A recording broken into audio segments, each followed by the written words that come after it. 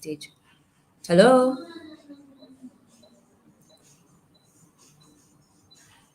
Maybe you can hear me.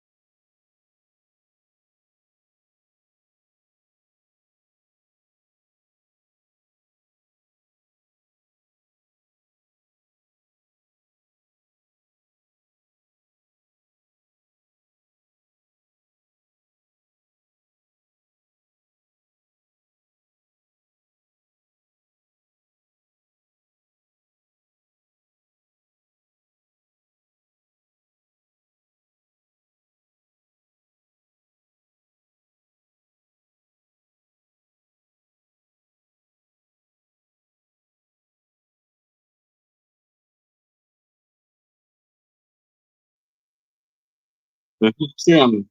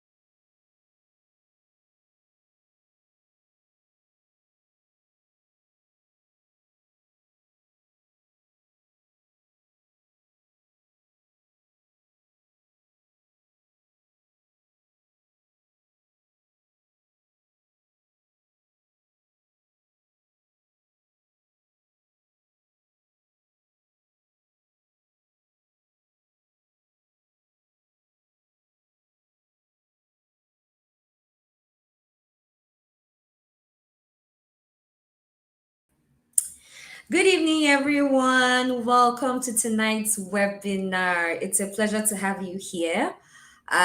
I can see a couple of us are here already. I can see us introducing ourselves. Hi, Yahaya Umar from Bauchi. Yes, I'm glad to see you, one of our proud volunteers at Well Life Foundation. Thank you so much for joining in early. Hi, Hakima. Welcome. Thank you for being here. Hi, Sarah Dauda. Thank you so much for being here. Shout out to you guys for making it early and on time. If you would, not mind sharing the link to this live stream on your WhatsApp status, it would be amazing to have other people join us. And so, please, if you are in a position to just share this link, you can just look below the video. You will see the share button. Click the share button, pick up the link and share it on your status. Let us get others to join us. We are about to begin a very, very interesting, incredible, and amazing health talks. This is our fourth health talk um, in Well Life Foundation this 2025, and we are so excited because tonight's topic is a very interesting one. Hi Tega, it's good to see you. Thank you so much for being here. Wonderful. Hi Ruby from Benin City, lovely to see you. Hi Fatima, Umar, welcome. Good evening to you too. Let's invite our friends and family to join us. It's good to see everyone here. Our guests are already waiting backstage, and I'll be bringing them onto the screen in a few moments. So please, let's up the numbers. Let's up the numbers. Let's invite people to join us. You can pick the link just below your screen. You will see a share button. Just pick the link from there, share it on your status. If you have the flyer, share it or take a screenshot of your screen, share it on your status, share the link to the live stream, invite people to join us. We are talking about the skin tonight. Skin deep. We are going deep into our skin tonight. So let's get other people to join us. I'm going to be taking the next few seconds to send a reminder to those of us that are supposed to be here to let them know that they are supposed to be here. So please invite. Let's invite as many people as we can. Thank you. Thank you so much.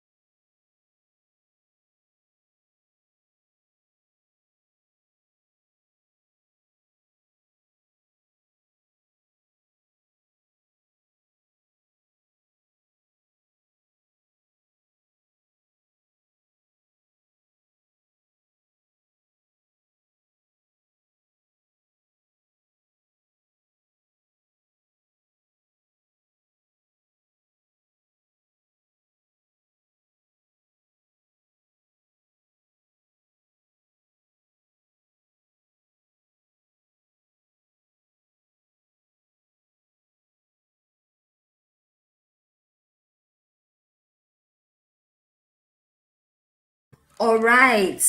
Welcome to those who are just joining us. Hi, Isaac. You're very welcome. Hi, Yusuf. Mikhailu Yusuf from Kano State. Thank you so much. A proud volunteer at Well Life Foundation. Thank you so much for being here. I'm loving it. The numbers are increasing. We started at 8. Now we are at 13. Beautiful. It means that we are spreading the word and people are joining us. Thank you so much for doing this with us. So we're going to begin now. And I'll be bringing our guests on stage. But before they join us, I'll just like to give us a little introduction to Well Life Foundation. Who is Well Life Foundation and what do we do at Well Life Foundation? My name is Christine Vihishima. I am the programs officer at Well Life Foundation, and Well Life Foundation is a healthcare foundation that caters to the underserved in the area of medical, health. And we are very, very passionate about giving quality and equitable access to healthcare to the underserved. And we have done many, many things in 2025 alone, our first year of being active as a foundation to touch the lives of many women, men, and children. And one of the things we're very passionate about at World Life Foundation is health education. And that is why we host our Health Talks, which is a series of conversations where we pick up very important health topics and we dive deep into them to create awareness and help the common man understand how to take care of themselves and do better with their health. We believe at Well Life that, as the very famous saying goes, prevention is better than cure. All right. So we're here today for another very wonderful health talks. We're going to be talking about something that affects a whole lot of us millennials, Gen Zs, and the ones coming behind us, our skin. We're going to be talking about how personal care products influence our skin and our reproductive health. And tonight we have a seasoned dermatologist and a gynecologist slash fertility specialist who are going to be joining us here tonight and having this conversation. I'm excited because it's going to be a very wonderful panel discussion where we'll be asking them questions. I want you to use the chat box. If you have questions, you can drop it in the chat box. If you have comments, you can drop it in the chat box. And we are going to be taking these questions up with our guests tonight. So joining me this evening, I will be putting them on stage shortly. Just give me a moment. I will be adding them on stage and I will be reading their profiles to us. All right, are we ready? If you are ready, can you comment, "I'm ready"? Hi, Omar. Thank you for joining us. If you are ready, please drop in the comments, "I am ready." If you are ready, give me some energy in the comments, please. Give me some energy in the comments. I want to see some energy in the comments. All right.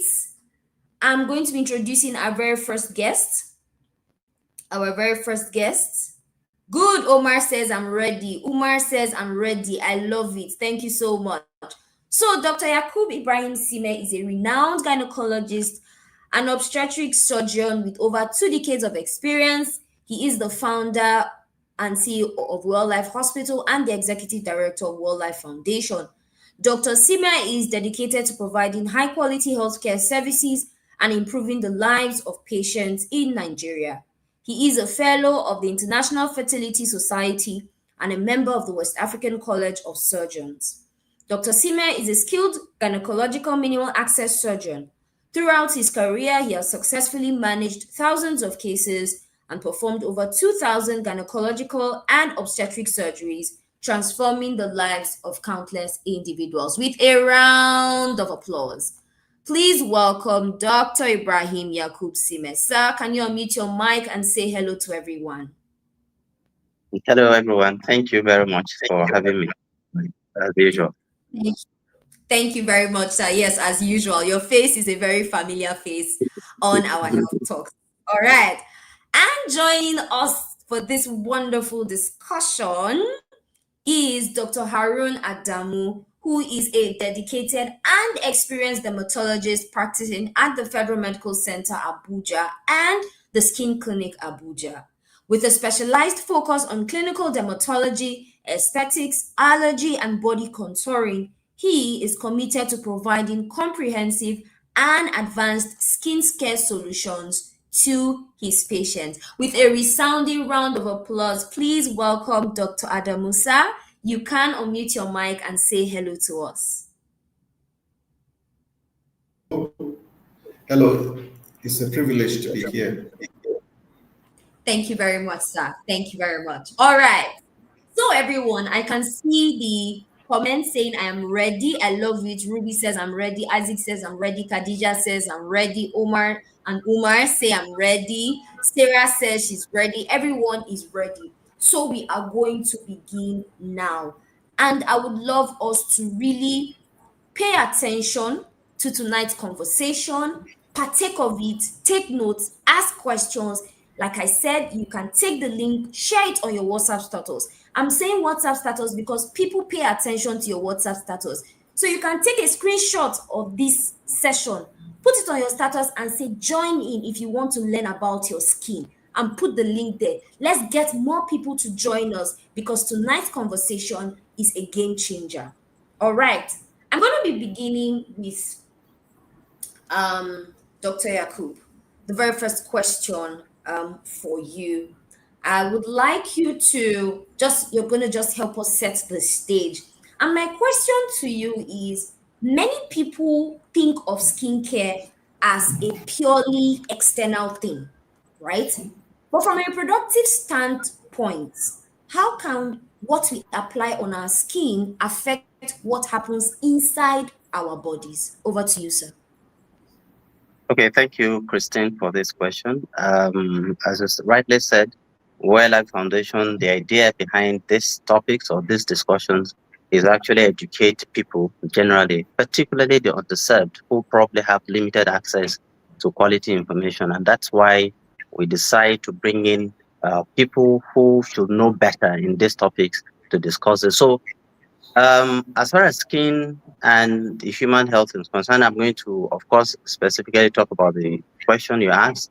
How does what we put on our skin affect us? Well, generally, there are three ways things get into our systems, our bodies. Okay? Of course, we all know that we can get medications or anything into us by swallowing, right, or drinking. Now, that is one route via which things get into us. The second way things get into our systems is when we inhale. Inhalation means when we breathe in things, right? So that when we inhale anything, it gets into us. Now, the third and very important but often neglected source of things getting into our bodies is the skin. Incidentally, the skin happens to be one of the largest body organs. And imagine the surface area of the skin of an adult. So, whatever we put on our skin almost always ultimately gets absorbed into the body. And once it gets absorbed into the body, it has the potential to affect our body functions. In other words, what we call body physiology. So, that way, some products that we apply on our skin can actually go in and affect the way the body functions generally. And in particular, in this case, they affect your reproductive health. Now, when we say reproductive health, what do we mean?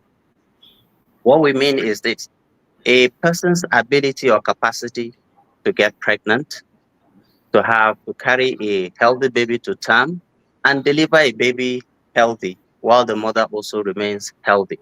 Now, the things we're going to discuss today will be things that have been shown or that have potential to affect this function, or those ones that have been shown by evidence from medical research that have already been blacklisted. Some of the things that have been shown to cause problems to the babies, especially for pregnant women, or those ones that have been shown to affect a woman's capacity to even get pregnant. So basically, things that we put on our skin eventually get into our bodies, but a lot of people are not aware of this. Wow. Thank you, Mr. Goodness. Thank you, sir. This is very, very, very eye-opening to see that what we apply on the outer part of our body actually has an implication to our inner health. And I'm so glad we're having this conversation because we are going to unpack a whole lot about the implications of this. All right, Dr. Adamu, the next question is for you.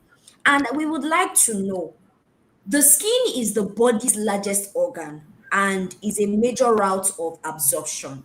How significant is the skin's role in absorbing substances from products like creams, roll-ons, or even sunscreen that has become very popular with our generation? Thank you, sir. Well, yeah, thank you very much.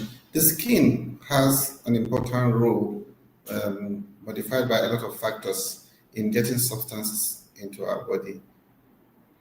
These substances or things we rub, we call them topicals, get into our body by passing through the skin itself, either through the skin, the conocytes themselves, the cells of the skin, or between the spaces, we call them the intercellular spaces within the skin, and then they can get into the body. They do that in various amounts. Some products can't get in at all, but some can get in different amounts. The factors that affect their ability to get in can be the skin factor or the cream factor. In the skin factor, the presence of diseases in the skin like psoriasis or eczema will destroy the protective barrier and products can get in easily. The second factor is the part of the body you apply it. Thin skin like the eyelid, the scrotum, the genital areas, the armpits, they absorb products faster than normal skin. And then the other factors that affect the ability of the products to get in the skin depend on the product factors used to what they are made of. Are they made of water? Are they lipid or water soluble? How much you apply? Are you applying in a small part of the body or are you applying all over the body? So there are skin factors that affect the ability of products to get in the body. And then there are the product factors, how you apply the product themselves that are affected. Somebody applying a product on the cheek, for instance, will not have the same rate of absorption as somebody using the cream all over the body. So that's the product factors. Be that as they be, when products find their way, when skincare products find their way into the body, they can do that positively, that is therapeutically, that's the intended use, or they can do that negatively, that's not intended use. When it is intended, you have things like nicotine patches to treat people who are addicted to smoking, to get them off smoking. We put the patch on their skin and then it absorbs them. That's a positive use. We have also things like nitroglycerin patches where we treat people with heart problem, heart attacks, where you put the patch, then the medicine goes through the skin, directly gets in contact with the blood vessels under the skin and gets into the skin. We even have hormones, estrogen and progesterone patches, where instead of swallowing the tablet, we put the patch on the skin to get it into the system faster than swallowing. That is when we want it positively, when the system acts positively to get products for therapeutic or curative purposes. But the reverse can also go through, where products can get unintended, where unintentionally goes through the skin and cause problems in various organs of the body, either in terms of causing cancer, disrupting the hormonal balance, or giving side effects in different systems of the body. So that is the importance of the skin in getting products in the body, positively or negatively. And other factors now modulate the amount that gets into the skin.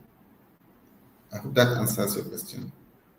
Yes, When we thank talk you about very the, when we talk about the negative ones, I've talked about the positive. When we talk about we have things like phthalates, we have things like sunscreen that contain oxybenzone. Sometimes they modify the endocrine system. We have things like triclosan. We have things like parabens. These are substances that are contained in various cosmetic products and solutions, which can potentially get into the skin, or they do get into the skin and can cause unwanted side effects in the body, like disrupting the hormonal system, causing teratogenicity, and all that. So that's the reality of the situation. Thank you, sir. Thank you so much for clarifying that there are both positive and negatives to this. It gives us a much broader perspective to understand that you can treat it from the positive side, and there are also negativities. I'm glad because as we're having this conversation, I'm sure we'll get more, clarity. Someone in the comments is talking about having terrible skin scars. Elizabeth, maybe you can expand on your question and maybe you can actually get clarity if you can expand on your question. All right, Dr. Yakub, this is over to you. Can you briefly explain how certain ingredients in personal care products might interfere with hormonal or reproductive functions? Okay, thank you, Christine, once again. Well, as Dr. Adumo was talking, he had already mentioned some of them, but I'll probably especially related to reproductive function. I'll probably mention a few more and be a bit more specific as per what they have been. Some have been directly associated with, and some are suspected so far. There hasn't been any yet, not proven to cause some of those things. Now, common in the list that I'll just pick a few. He has already mentioned parabens. Those ones that are these are substances that are used in body care or skincare products to extend their shelf life. They are meant to prevent them from decaying over time. But parabens have been shown to have what we call estrogen effect. They are I'm sure some of us have heard that the main feminine hormone that actually reproduces or controls our reproductive function is estrogen. Estrogen is directly tied to reproductive function of a woman. Now, when we have substances that behave like estrogens, of course, they can either potentially interfere with the body's own production of these substances, or they directly mimic their effect even when the body's own estrogens, production is inhibited. So when we use them in inappropriate situations, you find out that they may cause estrogen-like effect. For instance, women who use products that may contain that and they have endometriosis. Endometriosis is one condition that causes severe menstrual cramps, but more importantly, in reproductive cycle, it causes some degree of infertility by interfering with ovarian function, that is quality of eggs. It also can cause what we call pelvic adhesions that can interfere with tubal patency. So if you're using those substances, you may be worsening your endometriosis, especially because parabens have this endometriotic effect. So this is one example. Now, the other example is substances that may contain mercury. Mercury is a common substance used in skin lightening creams or soaps, and mercury in medicine has been associated with certain effects, especially in women who are pregnant. As I said before, reproductive health is not just about getting pregnant, it is about sustaining the pregnancy up until term and delivering a healthy baby without abnormalities. Now, when babies or women who use excessive amounts of these substances that may contain mercury and they get absorbed, usually the amount um, that may give the woman side effects may not be the baby that she's carrying side effect may not be as much as what will affect the woman, such that it's been shown that women who get exposed to this may predispose their unborn children to what we call teratogenic effect. That is abnormalities in the in the unborn child, to the extent that over time, this baby's organ formation may be compromised, especially if the woman uses them within the first 3 months in excessive amount. So that is mercury containing things that may be used in skin lightening or soaps that are meant for lightening the skin. Now, the other things that are also commonly associated with reproductive problems are things that contains what we call thiodates. Thiodates are substances that are used for fragrances or in fragrances. Now, specifically in IVF setting, we usually specifically ask women not to use them while going through IVF cycle because, again, as I said, they've been shown to be associated with poor egg qualities, as well as they are even specifically embryotoxic. What we mean by that is they actually damage the babies at the point of fertilization. So we know that because of this association between these substances and reproductive effect, we say that, in fact, when women are coming into the IVF room, for instance, operating room where we advise them not to use any substance that has strong fragrances. So these are some of the few I may mention because of time. Maybe along the line, if there is need for us to elaborate on more, we will talk about that. Definitely, some substances have been linked to direct side effect on babies, or have been shown to interfere with reproductive capacity of both men and women when it comes to inappropriate exposures to them. Thank you. I hope this has answered the question. Thank you, sir. This is very interesting. So it means that our unborn children can also be affected by the choices we make on our skin. Is that Sure, correct? sure, sure. Wow, that's Yes, it is. that's an so that is something that we can pick up as young women, right? And even men as well, because I know that I'm hoping that tonight we'll talk a little bit about those who try to bleach their skin and all of that. I'm now wondering if a man is bleaching his skin, will that affect, a lot of things, when it comes to child making and all of that? I'm really curious as to how that affects.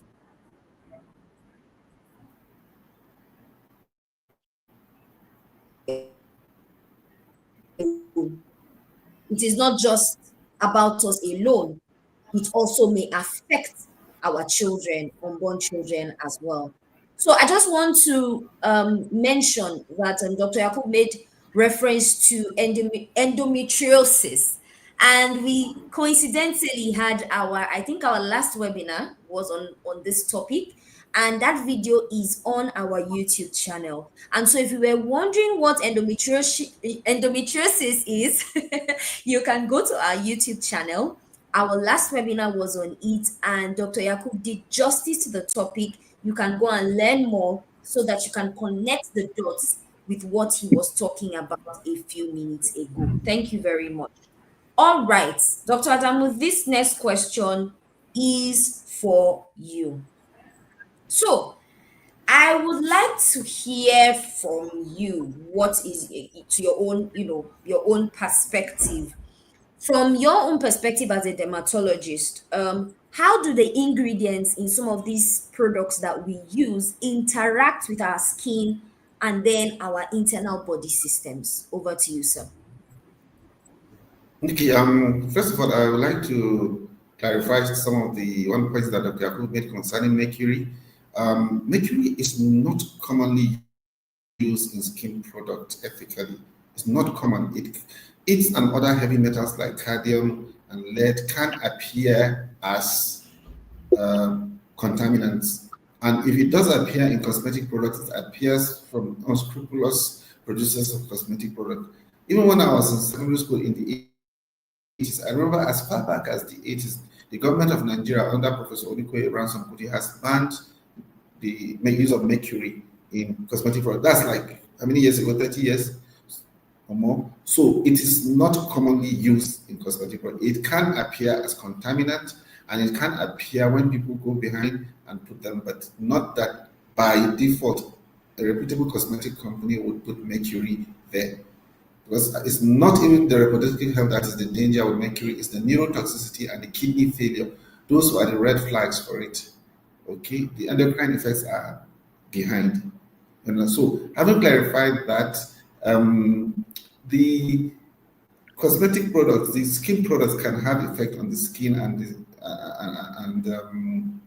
they are meant to have effect on the skin. That's why we use them anyway. Positive effect to cure a condition, therapeutic effect, but they can have negative effect both on the skin and the system.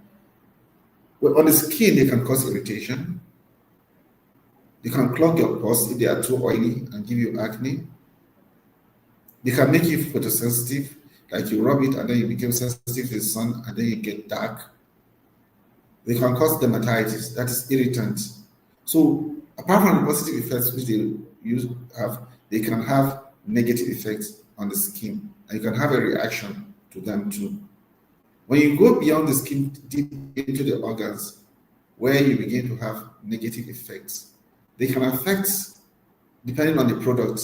I'm not generalizing. Each product is to be treated on its own merit.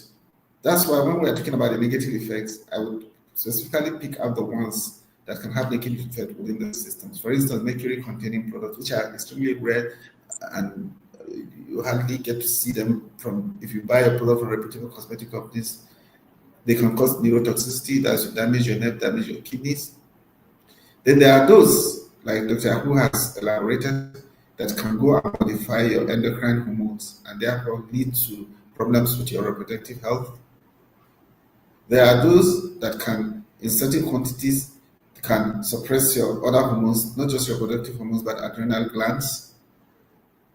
And, okay? And then there are those that also can get into your system and are carcinogenic and can cause cancers in different parts of the body. So they can cause negative effects, but it's not a generalization that skin products generally cause negative effects. Specific ones, as mentioned by Dr. Phthalates, parabens are suspected to be among those. Other ones are methanol containing skin products. Other ones would be, there are so many of them like that I will not be able to elaborate on all of them. Okay, so it is good to have an idea of what these products are. And because they are not standalone products, they come in infused into chemical approved cosmetic skincare products. And the amount of damage that they can cause, or the amount of negative effect that they can cause in the system, is related to the amount that permeates the system. Okay? That permeates the system. For instance, when you talk about maybe parabens and certain substances like triclosan, certain countries give warnings about them, while other countries ban them. That's because some believe these substances, when they get into the body, they are absorbed in such a small quantity that they do not cause problems. For instance, if you take while in other substances, the amount that are absorbed cause problems. If you take hydroquinone-containing products, for instance, hydroquinone-containing products, a pregnant woman will come and say they are getting dark, they want lightening creams, and most of the lightening creams are hydroquinone-containing. If you give them, hydroquinone is absorbed like 35-40% is absorbed into the body. That's not good for the body. Other products like retinoids too are a no-go area for pregnant women. So you need to be aware of they are a no-go area for pregnant women. But then there are other products that, so you have to get safe alternatives when you are pregnant. If you want to brighten your skin and everything, maybe vitamin C products, maybe azelaic acid. So you need to talk to a dermatologist to know what I can use at what stage in my reproductive life cycle. Okay? And also, very important is the amount you use. An intermittent use, as directed by a professional, will not be as harmful as continuous high dose usage. You get it? You get my point? It cannot be as harmful as continuous. So the amount you use, the part of the body you use it, how long you use it, will determine its ability to penetrate your body and to cause harm. So that's the perspective I have on the effect of skincare, component of skincare products on the skin itself, the negative effect, because here we're talking about the negative effect on certain skin or on certain components of skincare products on the skin itself and in the organ. So education and enlightenment is the key thing, to know what is inside your product. Whenever you pick up a product you want to buy, you have to check. You have to be aware of products that can be potentially harmful, and you read the labels and to see if they contain those substances or not, and to see whether in your situation it is allowed to use them. Thank you.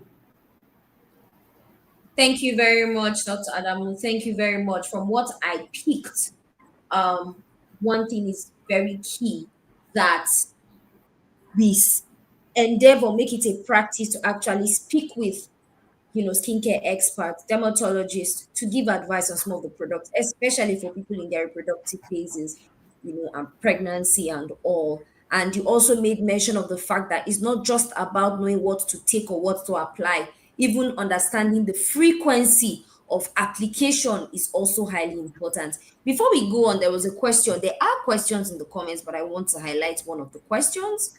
Isaac is asking, I'm sure you can see it on the screen. Most companies don't write most of these harmful ingredients on the body of the cream, that's on the container, even when they use it. So, how do we dictate these ingredients in our skin care product. I can also see John Elizabeth saying some cosmetic companies don't write this harmful substance on the cream. Please, how do we know the creams that contain them? I think those two questions are basically asking the same thing. So I don't know, Dr. Yakub, Dr. Adamu, I don't know who would want to just say something little on this before we continue. Okay. Dr. Yaku, well, good question. And if you are buying your skin product, you have to buy from a registered licensed company. There are regulatory bodies all over the world, the Food and Drug Administration, the NAFDAC. It is their job to ensure that this company release this product and to regulate the amount of substances they put there and to ensure that harmful substances are not there. So if you are buying a product that is not listed, then that product has probably not gone through regulatory authorities, and you shouldn't be using it. That product has not been certified. If you pick up a product that has no label or does not contain the information, you look for certification. That's how you get to know it. So any product that does not contain the list shouldn't be in the market, and you shouldn't be using it. If you are going to rub something on your body, it must contain a leaflet stating the organ, stating the components of it. There are regulatory bodies that do that. And if you use such products, you can raise the issue with the Food and Drug Administration, that is NAFDAC, okay? In the US, the Food and Drug Administration, and then Nigeria, NAFDAC. They have the mechanism to handle these issues and to attend to them. But ideally, when we see some companies don't list the product, then you shouldn't be buying such products. Our borders are porous, all sorts of people, ingredients get into the market. People sit in their backyard and cut creams and label whatever they like. So there are compliance and regulatory issues here. The best thing to do is to get a prescription for your skincare product from somebody knowledgeable in this thing, buy from reputable companies, or buy it from companies that have gone through processes of getting approval and certification to get products for you to use. Of course, there are cosmeceuticals, and then there's pharmaceuticals and all that, but this is not the forum to discuss that. But I would like to hear what Dr. Yakubu has to say on that. Over to you, Dr. Yakubu. Okay. Thank you very much, Dr. Adam, for this. Of course, I mean, this is your area, but then this question actually also underscores the need for people, individuals, based on what we have said so far, to actually consult appropriate personnel trained to handle this and prescribe them appropriately. Now, for two reasons, he has mentioned that in this part of the world, yes, we have challenges regulating what comes in and all of that. Yes, NAFDAC is doing this bit and all of that, but then you and I know that some of these substances find their way anyway, right? Either from outside, or some of them are even made from within. Now, you see, the problem is where you self-prescribe. Even some of these substances may not be named the way. For instance, when you see the phthalate we're talking about, there are different types, but all that you may see there is that just fragrance or something. But so you need a dermatologist, a trained doctor, who would identify what it is, who also knows what exactly the potential side effect will be on you, and whether or not, and decide whether or not in your situation you can use them. For instance, sometimes we see people who on their own treat acne on their own. They just go over the counter, all kinds of products that you see on the, you see. And when they do this, some women desire to get pregnant, right? Or they're even pregnant. But because sometimes pregnancy is associated with some of these things that he's mentioned before, darkening of the skin and a lot of acne and all of that. And then pregnant women don't like that. So in that situation, it is actually wrong. You may not be able to know from your products, even where there is a level, those ones that have potential side effects on your on one child. So it's only a dermatologist or a gynecologist or obstetrician that will be able to guide you through. So it's important that we take note of this, and that's the whole idea behind this discussion, actually, to sensitize all of us to know what is the appropriate thing to do when there is need to use this product. Please be guided by experts in your decision making. Thank you. Thank you very much, sir. You have just raised a very valid point. I have never been pregnant before, but I see a lot of people show their pregnancy diaries online, and you see some people show the massive transformation that they go through, the acne, the swollen noses, the very funny skin, the darkening of the skin. So you see someone who was yellow when she got married is black when she's pregnant. And because you don't want to be that pregnant mom that isn't looking great, people are looking for remedies. And many times, because there is a whole lot of I don't know the proper language, we like to self-subscribe medication a lot in Nigeria. We just go pick any of these products, lightning products, and we go and we put it on our skin, forgetting that it may have some effect on the unborn baby. So we must think about that. And also not just on the unborn baby, even on your future health. Thank you so much for these questions. Please keep your questions coming. We will answer them as much as we can. All right. So over to you, Dr. Yakub. This question is for you. Have you encountered cases in your practice where fertility challenges or menstrual irregularities were linked to prolonged exposure to certain personal care products?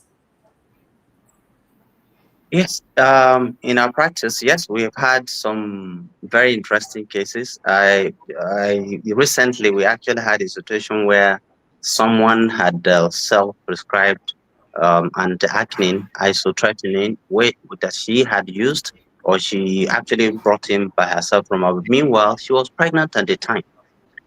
Either she knew or she didn't know, but she did not know that there was a link between, or there's a link between the use of that anti-acne and what we call congenital side effect on the or teratogenic effect.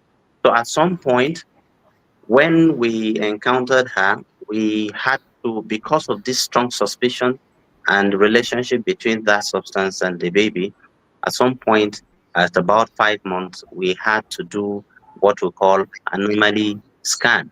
And in that scan, we actually realized that the baby had a lot of abnormalities that may not be compatible with life. Pregnancy had to be terminated. Now, in the IVF cycles, we have seen women who are on IVF stimulation to produce eggs, all right, as it were. But sometimes you have done your initial evaluation and have seen that yes, as far as the internal hormones are concerned, everything seems so good in terms of egg quality and egg reserve. But then you start stimulating them and you're not getting results. So sometimes what we do, knowing that some of these substances they are used, especially in that period of time, may be associated with this poor response. When we find out, we ask them details. You actually see that they're using one or two, or sometimes a whole lot of combination of these things because they did not know that at the time they are being stimulated, application of these substances on their skins, especially those ones that are self-prescribed, will affect their reproductive function. And sometimes when we tell them to stop, okay, and we start the cycles, they will get results. So in our personal practice, we've seen such things. And of course, it is this experience that actually informed this discussion that we need to do a lot more as professionals to sensitize people on the indiscriminate use of these things. Let people be guided by trained professionals so that we don't end up destroying ourselves without knowing. Thank you very much. Thank you very much, sir, for this. This is also bringing to mind the fact that Dr. Adamu mentioned earlier, someone can just sit in their home and concoct skincare products. I just want to bring a very interesting, thing that happened earlier this year by a very, very famous guy, VDM. I don't know if Dr. Adamu or Dr. Yakub heard of that. VDM, the guy who was dragging a particular skincare vendor for producing, skincare products that were very harmful. Right now, you see a lot of people call themselves, skincare experts, and they're making all sorts of creams and concoctions. And apparently, when you see some of the behind the scenes of what goes into the chemicals that go into some of these cream mixtures, wow, it can turn me from this skin color to become almost transparent. So this is a very, very interesting thing. So to us again, this is a lesson that don't just think that what you are applying is only affecting your outer skin. It has the tendency, very strong tendency, to affect even another human that is growing inside of you, to affect your reproductive system. All right, we have a question. The next question actually goes to Dr. Adamu, but I want to highlight a question that was asked in the comment section. All right, so Tega is asking, please, which personal care products are advisable for TTC moms? I don't know what TTC moms are. I don't know if any of the doctors can answer that. Then Tega is still asking, is waxing with hair removal cream bad for TTC moms? And then John Elizabeth asked, is waxing okay? So all of these questions combined, because two of them are talking about waxing. I don't know, Dr. Yakub, Dr. Adamu, which one of us would want to take this up? Well, I don't know what TTC moms are. If Dr. Yaku can define what TTC moms are, I may be able to say something. I'm also trying to check it. I'm trying to check it I'm actually online. also I'm also Okay, trying I to find found what the TTC. name. Maybe he can clarify. Trying to conceive. Oh, That's I see. Okay. Okay, what was the question again? okay. So the first question is, please, which personal care products are advisable for trying to conceive moms? And then, is waxing with hair removal cream bad for these categories of mothers? And the final one is waxing okay? So waxing here and there. Okay, for trying to conceive moms, I will talk about what is not good for them rather than what is advisable for them. If you want to know what's advisable for you, you see your dermatologist and he will look at your skin and tell you what you need to use. So I will not be able to give people a prescription or advice on an online forum, except on individual cases. But I can tell you what you shouldn't use. What you shouldn't use is products that contains, to play safe, product that contains phthalates, products that contains parabens, products that contain triclosans, and products that contain oxybenzene, avobenzene, which are products that that are actually in chemical, what we call chemical sunscreens. Products that contains hydroquinone, products that contain dioxin, products that contain mercury, lead, calcium. There are many of them. Many other products like basic moisturizers, okay, hydrants, they are safe to use in trying to conceive moms. But if you are trying to conceive and you are using anything other than basic moisturizers or basic skincare product that has been recommended by your dermatologist, you are going beyond that, then you have to make sure that the products, the cosmetic products, do not contain some of these substances we have mentioned.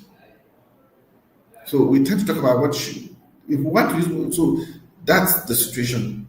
You avoid those substances. If you're not sure whether the products you are using before you get to the stage of trying to conceive, it's best you see a dermatologist or even a gynecologist who, with collaboration with you, will go through your skin. If you're using skincare product and you suddenly decide to conceive, you're not sure that you should continue with them, you feel the products are doing you well, first you have to come see your physicians, either the dermatologist or the gynecologist. Two of you sit down, go through this product first to see what is contained in them, and he will be able to tell you what you should stop or what is safe for you to continue. Okay, what you should stop and what's safe to you to continue. That's the advice I can give. All right, for trying to conceive mom. Whatever you are using, because people tend to think any product that's doing them, they are using this lightening cream and they feel okay, it's doing their skin well, and so it must be very good, it must be excellent. So, but when you get pregnant, it's a different problem. Even some of the best in the world are not allowed to be used in pregnancy. As some of the best anti-malarials are not used in pregnancy. So, pregnancy and trying to conceive, these areas for a lot of for the medical field, we play on the safe side. Okay, we play safe. If we are not even sure whether a product, whether a topical product, that's cosmetic product, or even oral product is harmful, we take the side of caution and advise that you don't take it. I hope that answered your question. Then the second question was what did you see was the second question? Waxing.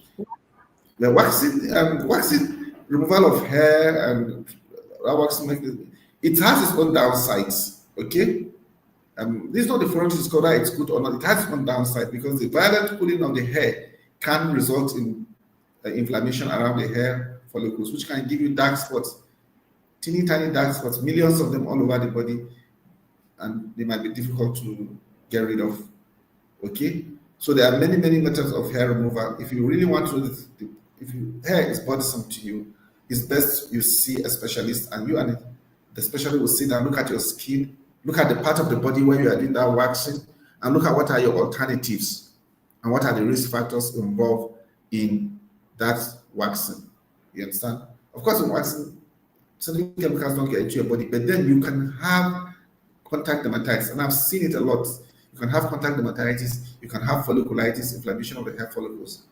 Okay, so that's the thing. You individualize the case, see a specialist, and discuss your hair removal options. Right? Then what's the other one?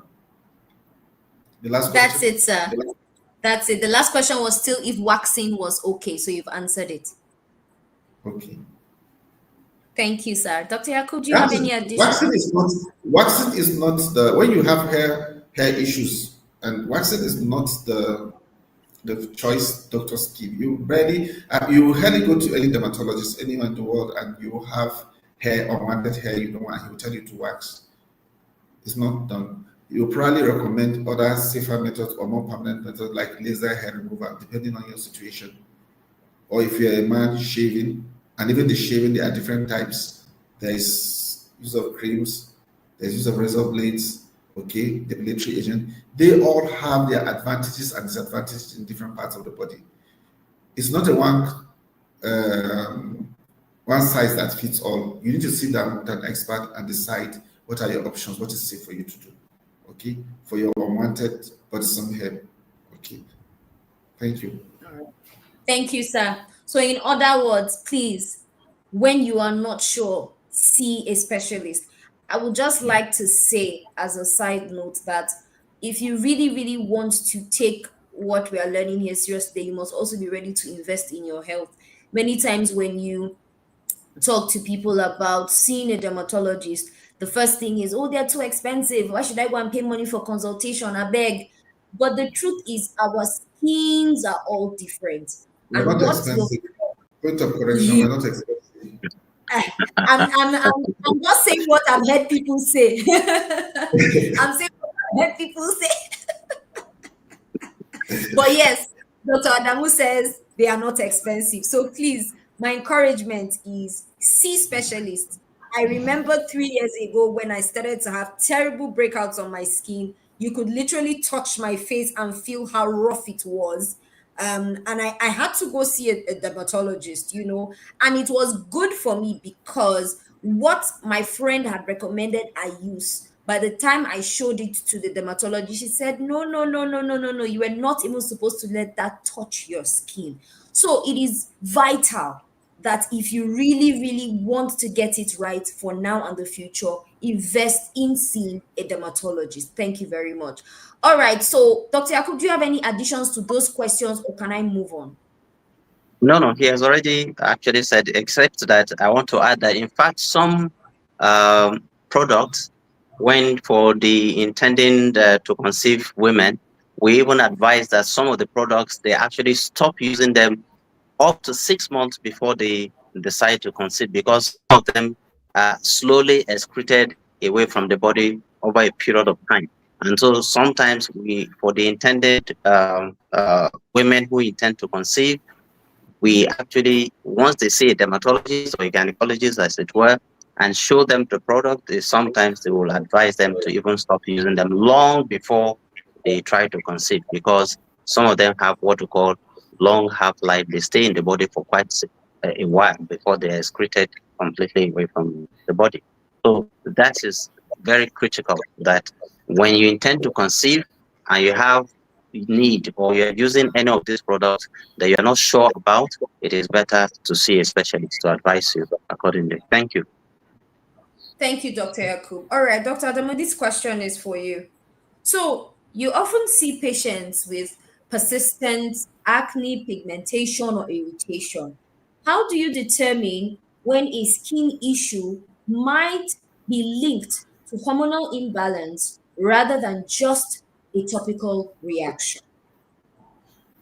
Okay, rather than just I'm sure you know, rather than just a skin-based problem, that there could be inner problems. Now, there are certain clues that you get from the skin that can point to hormonal imbalance. Hormonal imbalance in this context of the seminar we're talking about, probably you are referring to reproductive health, because there are other hormones in the body that are unrelated to reproductive health that can actually be affected. But let's stick with the reproductive health angle. Now, acne is one area, obesity is another area. And the acne, people get acne all the time. A lot of people get acne. But when your acne is linked to hormonal imbalance issues like the polycystic ovarian syndrome, it kind of can come in many ways. But the typical way it will come, in which you pick it, is that it can come in the form of a stubborn. You do the topical treatment, you may not get an improvement, or you get an improvement and the person is happy. 2 months down the line, she wakes up one day and everything is going down the drain. It's like, I was responding, and all of a sudden, so that's, you start wondering why that is like that. Then other features that the patient will complain of, you would see in the skin. You might see the person having hair, okay, hirsutism, hair in unwanted places. Places like a woman having hair in what we call androgenic pattern, that is in a pattern that a man is expected to have in the chin, in the jaw, okay, and in the chin, the jaw, the mustache area, you see woman gray hair. That can suggest hormonal imbalance. Other things that might come is a person having things like obesity, okay, diabetes. There are others, pigmentation on the face, either in form of melasma or thickening of the skin, what we call acanthosis nigricans. These are what we call cutaneous manifestations of internal diseases, or cutaneous manifestations of internal problems. When you see that, not just acne, melasma, acanthosis nigricans, hirsutism, that's excess hair. When you see these things in a patient, it behoves on you to collaborate either with an endocrinologist or a gynecologist to evaluate the hormonal status of the woman, because it is important. Almost all acne are treatable, whether it is hormonal or not. But when you have a patient that has hormonal imbalance, you are dealing with an enemy within. And if you do not take that into consideration, you will waste time, resources, effort in trying to heal that acne. We collaborate with gynecologists to treat hormonal-based acne. Once your doctor, your dermatologist are aware that your acne is hormonal-based, then it changes the kind of treatment you get. You collaborate with the gynecologist to see whether this hormonal imbalance is something that can be treated or it can wait. But whatever the case, your treatment is influenced by the presence, is undoubtedly influenced by the fact that whether that acne is hormonal or not. And of course, there are tests you can carry out. We can pick it. Most times, in 90% of cases, we pick it from the history. From the history, what the person tells us, how regular are your menses? Okay, are your menses regular? What's the kind of flow? Then from when we see the kind of acne, the location of the acne, the presence of hair, how obese is the person diabetic? Are there other skin changes that gives us an impression?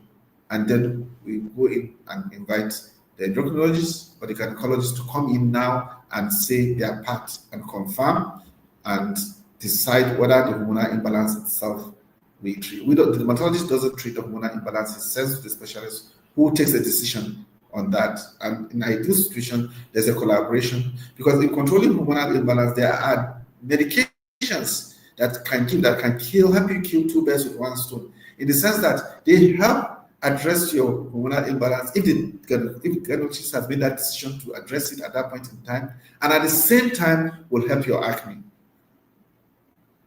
So it is important to understand that collaboration between your gynecologist and dermatologist can go a long way in diagnosing and treating of your skin condition, most especially acne, in women with hormonal imbalance, especially what we call the polycystic ovarian syndrome. Thank you.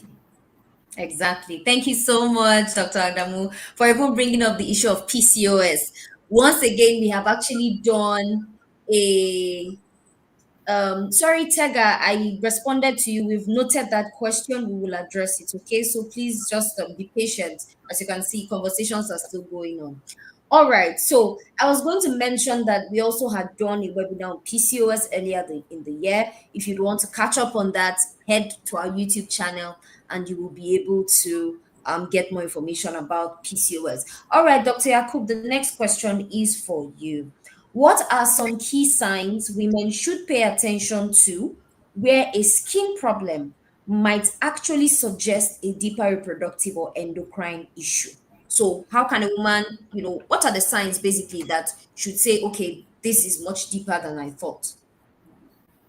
Okay, thank you very much. I think this question is almost related to what Dr. Adamo has just mentioned. That is, how do the dermatologists, identify that a skin problem could be associated with some inner medical conditions? So, for in the realm of reproductive health, yes, there are certain things that a woman could see or signs that could suggest that yes, indeed, the skin issue may be related to maybe in this case, reproductive hormone imbalance. Now, when we say, before I go to the science, I want to actually explain what this hormone imbalance means.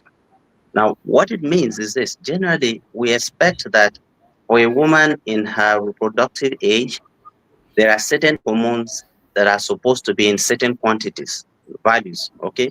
Now, apart from the normal values of these hormones, there's also a relative value, meaning that, okay, hormone A is this amount, should be this amount for this age group. Hormone B in a woman should be this amount.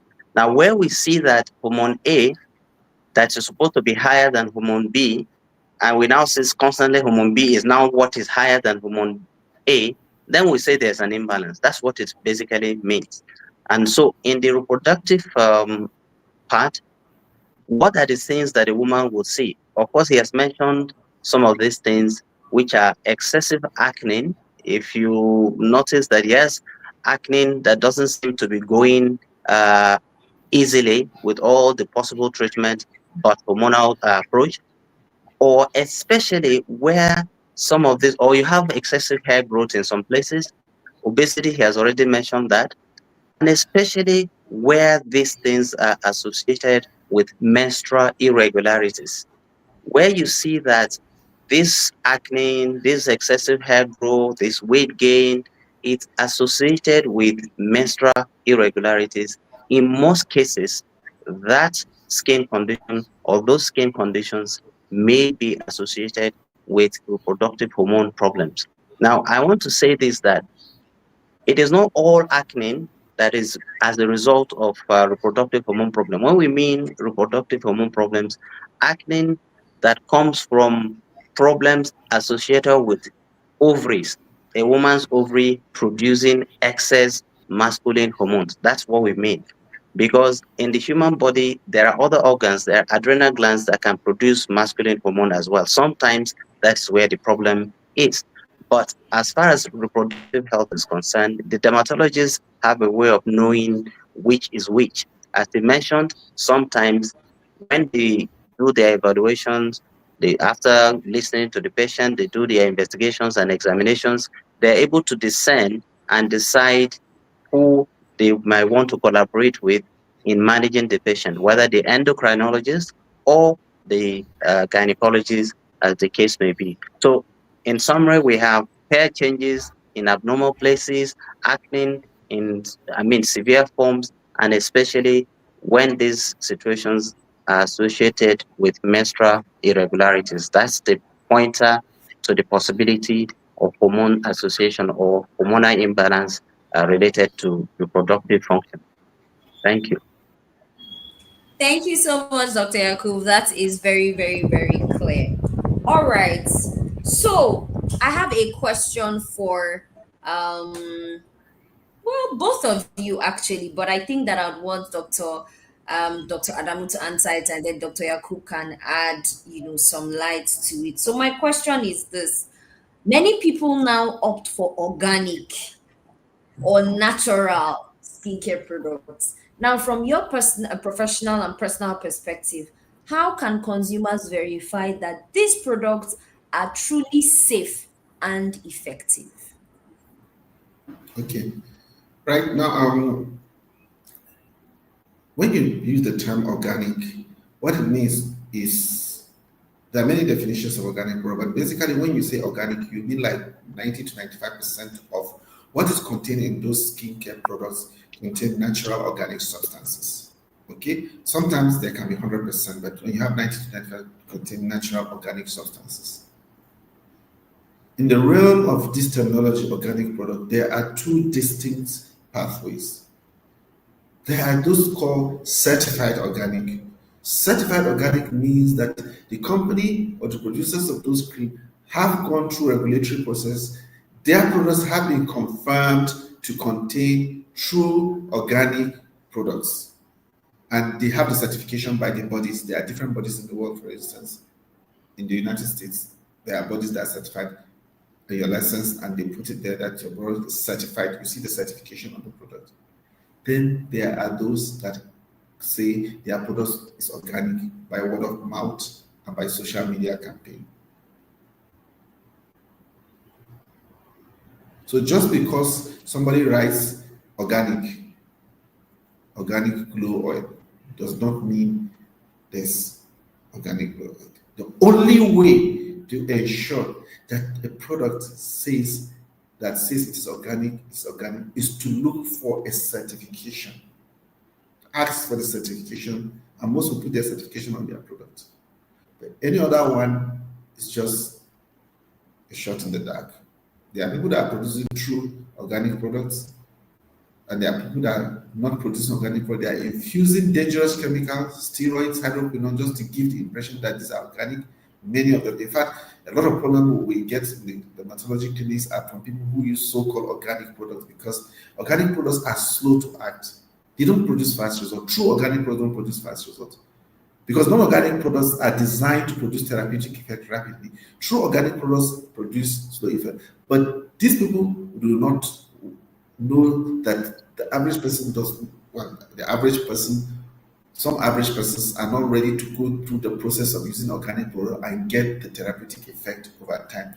So they infuse it with chemicals, sometimes dangerous chemicals, sometimes even overdose of chemicals. For instance, somebody can put more than 2% hydroquinone, 4%, 5%, 6% in a product they are marketing as organic. Or even mercury in a product they are marketing as organic. And when people will judge is, I'm using this thing and it's giving me effect, so this organic product is good. We see a lot. Unfortunately, I don't think in the country we have that mechanism yet of, like we said, there's a challenge of actually certifying. There are certified companies, and if you search for their product, so if you want to get true organic product, you look for companies that not just say they are organic by word of mouth, but have actual certification, either local or international, to prove it. But if you rely on social media campaign or label this organic, it could go either way. Thank you so much, sir. You made mention of something that caught my attention. You said that true organic products, they don't produce results overnight. And so it means that if you are using anything that is organic in air quotes and you are seeing magical transformation of your skin overnight, you should probably pause and take a second. Absolutely. Yes. Absolutely. The reason is that when you have products, some people even say everything in the world is when you have products that are not organic that people use are actually manufactured with the therapeutic components. For instance, if your problem is pigmentation and you have to use a product that is non-organic, that is certified, the company has to remove the active ingredients that are supposed to produce that pigmentation for you, concentrated it in the right amount to give you that therapeutic effect, and you use it and you see rapid result.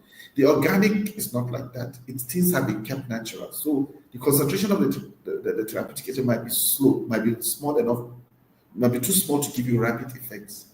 So you are right. When you are using organic products and you are seeing magical results, when something is too good to be true, it probably isn't.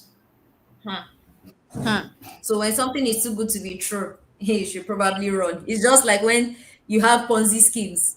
They say when something is too good to be true, it's probably a Ponzi scheme. So you should also take that into effect in our skincare, choice of our skincare products. Dr. Yakub, do you have any additions? Then I'll begin to take questions from the comments. Well, I think he has done justice to it, and I don't have anything to add to that. Okay. So I think before I take questions in the comments, let's take one more question from our script. Dr. Yakub, I think I'll put this from to you rather. What are your top recommendations for maintaining healthy, glowing skin without compromising on hormonal or reproductive balance? Well, I think the recommendation here is simple. First is this: the best anyone can do for himself or herself is to involve professionals from the very beginning that you think you have a skin issue that requires treatment. That's the very first thing you should do to yourself.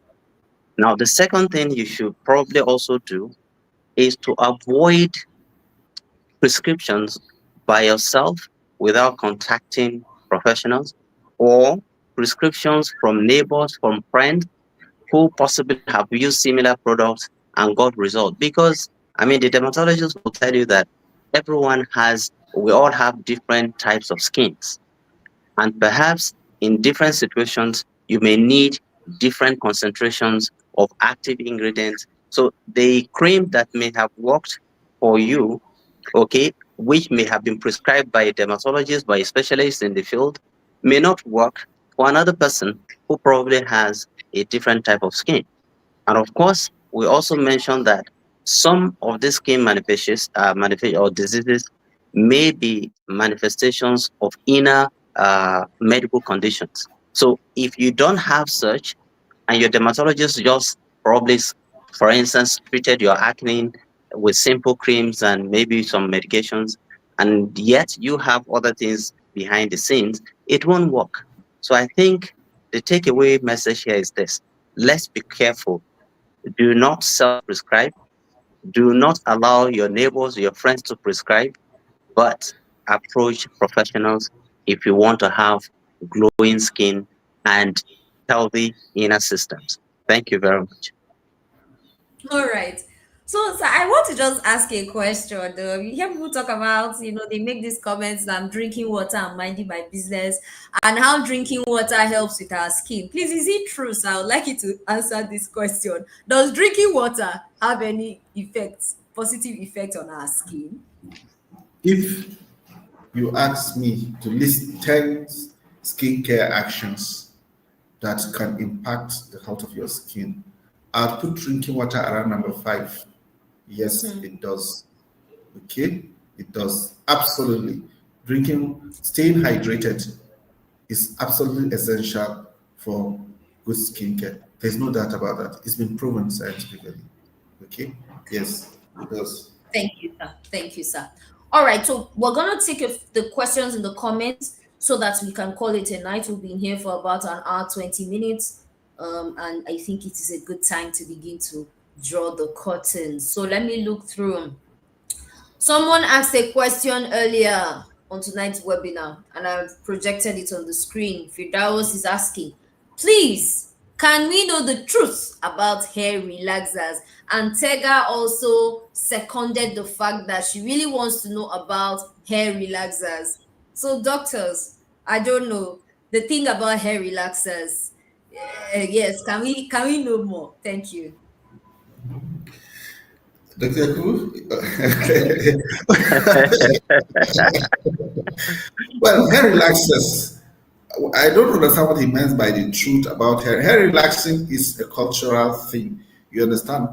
It's a cultural skill. We black the reason people relax their hair, the reason why black women relax their hair specifically is because even we dermatologists consider our hair as not very good hair. Black hair, we say in quote, is bad hair. The reason is, unlike other races, a black hair, when it is not groomed, doesn't look good. You see, if Dr. Yakub does not comb his hair or cut his hair, and for 2 years, if he walks on the street, he's going to look like people will ask, "Is this man okay?" Or so, yes, or me, if I don't trim my hair, we don't look good when we don't take care of that. So the same thing applies for women. Our women folks, our hair is too coily. It has to define that our hair is too coily. It coils, unlike other races where the hair kind of flows. Our hair is coily. So that coiliness gives us a challenge.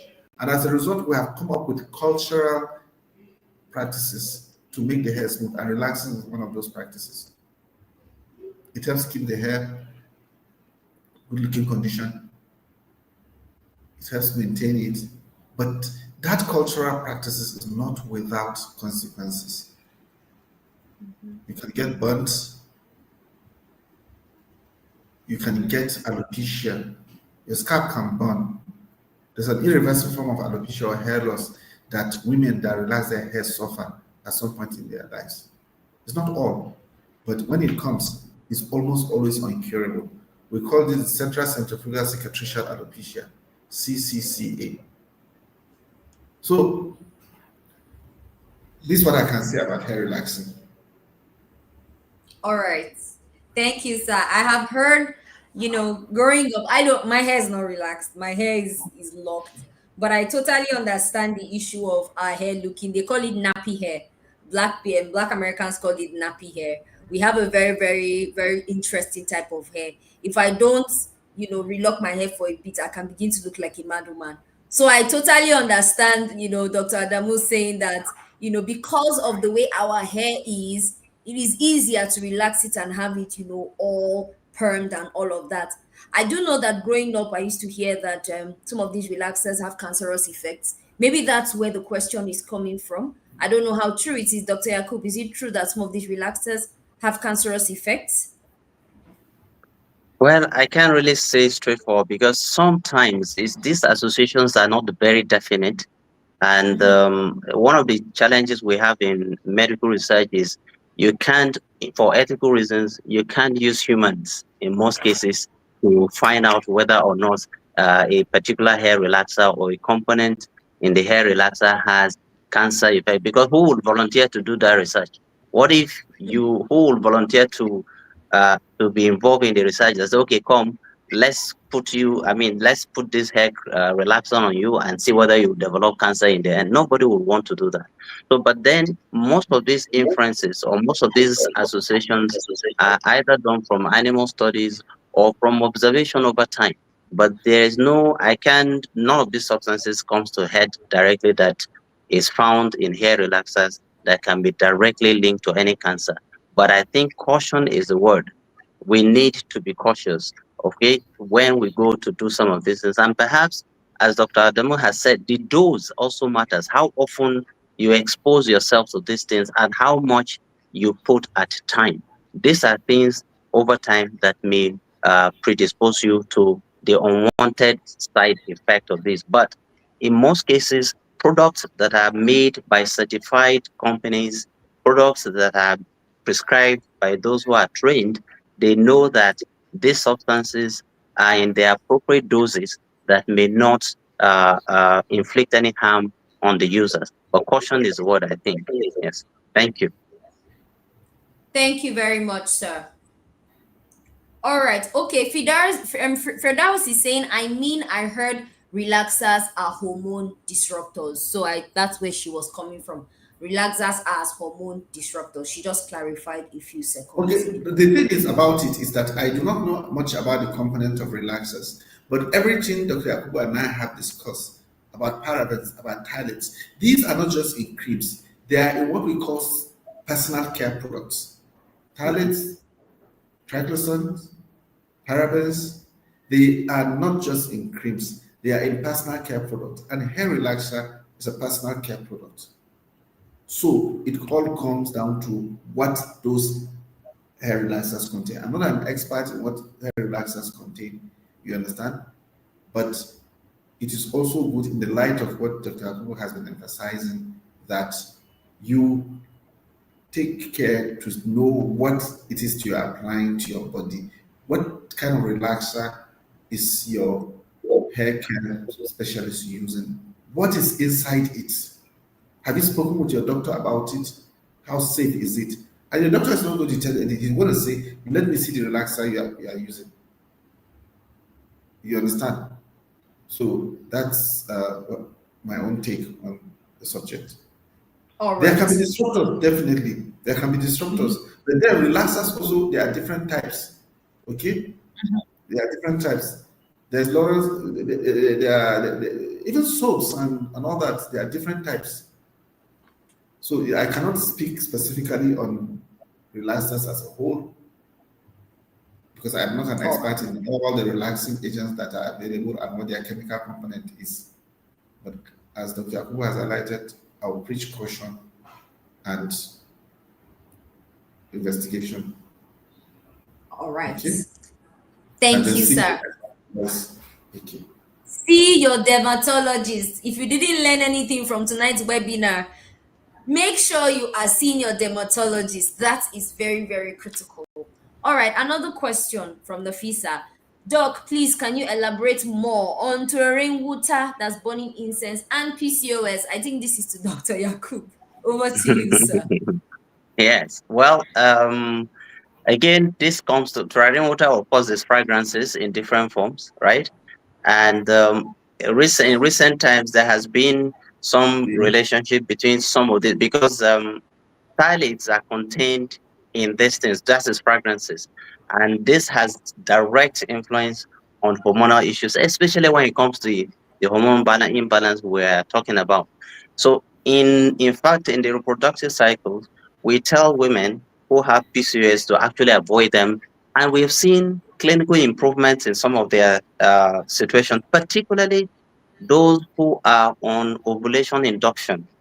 Now, for the general population, we don't really, it is more specific for those who are taking ovulation stimulation, because one of the problems with PCOS is the fact that, as you say, they have a hormone imbalance, and this imbalance tend to tilt towards a little bit excess, more of masculine hormone. Now, the specific cause effect relationship is not really clear, but there are a lot of theories that even actually explains PCOS itself. And so where we have observations over time, people saying in clinical practice, oh, I've observed this, we sometimes in your personal practice, you actually implement some of these things and you see clinical improvement, but it's very difficult to directly associate these things with PCOS. And nobody has actually clearly associated them with that. However, from experience, when you tell women to avoid phthalates generally, all these fragrances, definitely turaren water is one of those.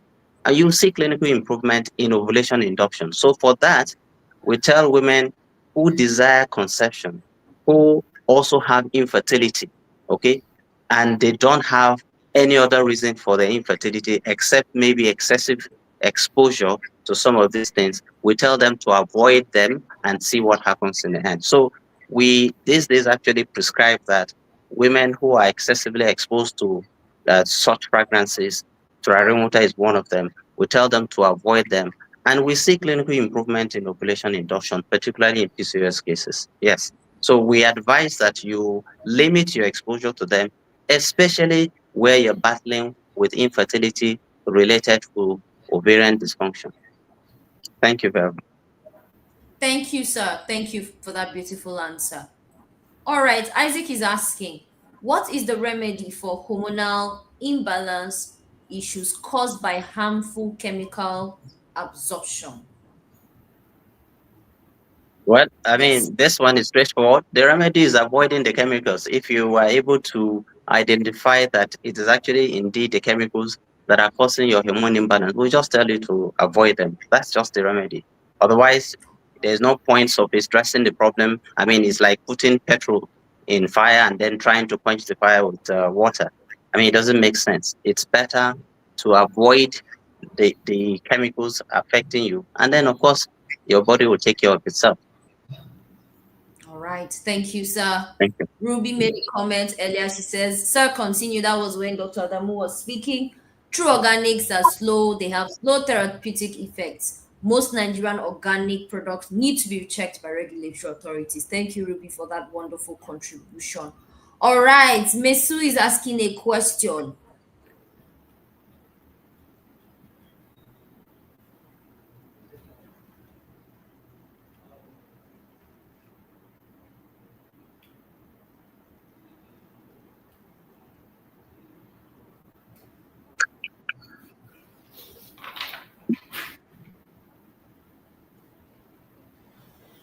Hello. Okay, hello. It's okay. It's like Christine is off.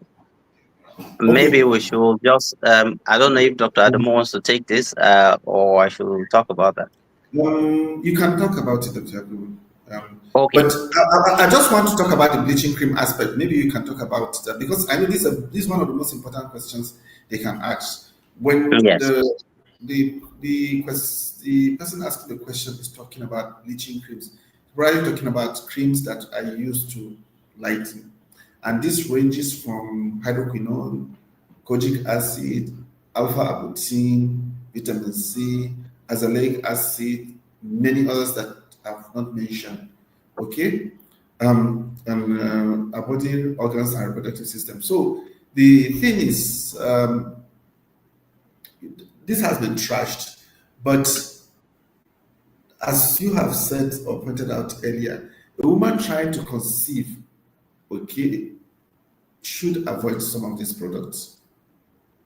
If a woman insists on lightening, we don't encourage, first of all, for the bleaching, we don't even encourage bleaching. Dermatologists don't encourage bleaching. What we do is we treat hyperpigmentation. You have an abnormal pigmentation, we'll treat you. But if you just want to look generally fair for the street, there are very few Nigerian dermatologists that are going to go along with you and do that bleaching for you. Most people that bleach, they are definitely not from Nigerian dermatologists. They don't do that. They know where they go and get their bleaching creams. So we don't, as starters, we don't even encourage bleaching. We don't bleach, but we treat pigmentation.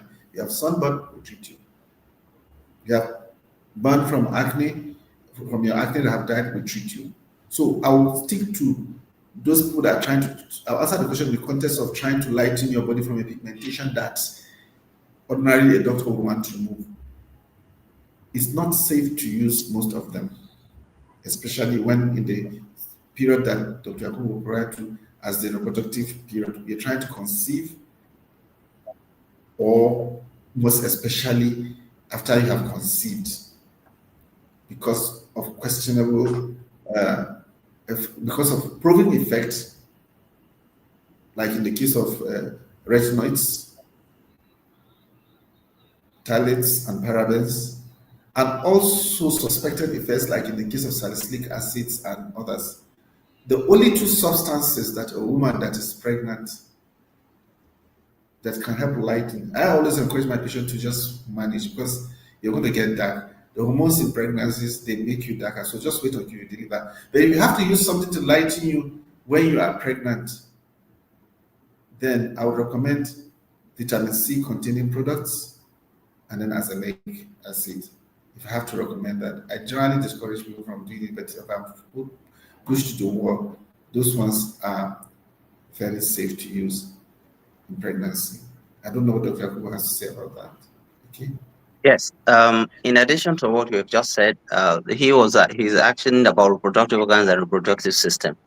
We have to keep in mind the fact that if a substance or bleaching substance has potential to affect the unborn child, it has the potential to actually also affect your egg quality, as well as sperm quality in the case of men. And so, because at the end of the day, some of these substances may have been shown to actually affect cell DNA properties. And that is where, even in the unborn child, they actually affect organ formation and the rest of them. So we need to remember that while planning to get pregnant, your egg quality matters a lot. The sperm quality matters a lot. Now, where you use substances that damage their DNA in any form, of course, the quality of the baby that will be formed from the union of such sperm or eggs will be deformed. And so we try to advise that as much as possible, avoid these substances while planning to get pregnant. And of course, definitely while you're pregnant. Because if you escape the effect on your eggs or sperm while planning to get pregnant, your baby may not escape the effect. So that's it. The word is try to avoid them. And when you need to use them, consult a specialist. Thank you. Thank you very much, Dr. Yakub. Thank you very much, Dr. Adamu. Thank you so much for answering our questions brilliantly and with a lot of insightful information. All right, conversation to a close right now. But before we go, I'd like to ask Dr. Adamu and Dr. Yakub to give us their last words. Do you have any final things, sirs, that you want us to know before we call it a night? Over to you, Dr. Adamu. If you are unsure of what you are using, if you are unsure of what you use, whether when you're trying to conceive or when you're not trying to conceive or when you have conceived, it's best to have a discussion with a specialist, a dermatologist, and a gynecologist, as the case may be. Thank you. That's what I have, my last word on it. All right.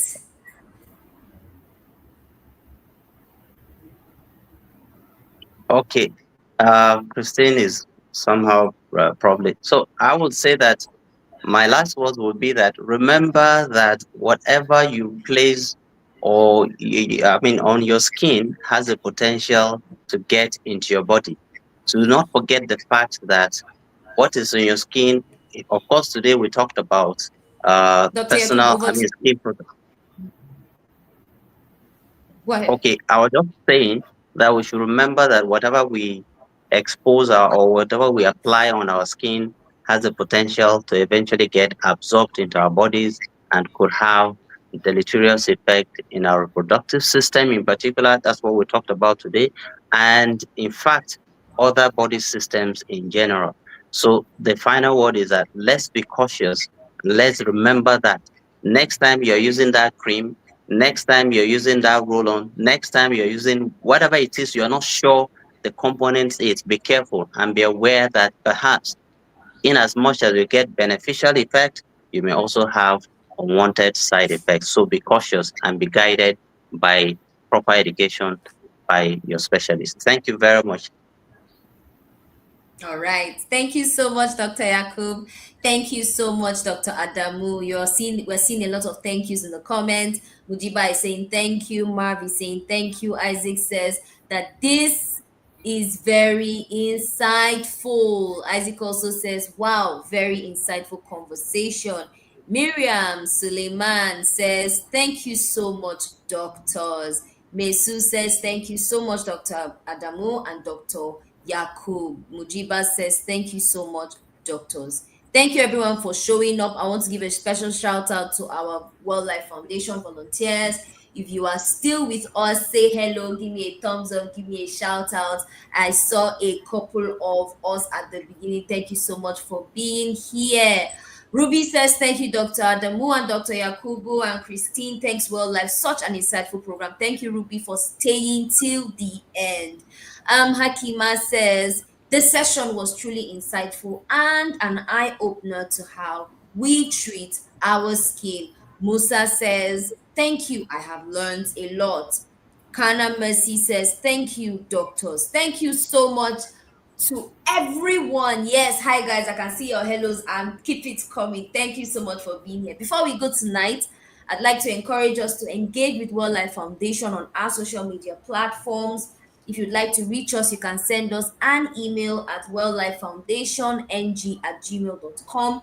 We are active on Instagram at wildlife_foundation, and on Facebook you can find us at Wildlife Foundation. This is officially our final health talks for 2025. We have been able to hold and host 4 successful health talks in 2025. And you can imagine what is coming in 2026. I want you to stay glued to Well Life Foundation because more interesting health talks are coming your way in 2026. Chidera says, thank you for the wonderful program. I learned a lot. All right, Dr. Yakub, Dr. Adamu, on behalf of Well Life Foundation, it is thank you very much for being here. We look forward to bringing you back again and again. Thank you for your time Thank and you. for your It's a pleasure. have a Thank you very wonderful much. Bye bye, everyone. bye. Good It's a night, pleasure. guys. Good night. Good night. Thank Bye you. bye. Thank you. Bye. All right.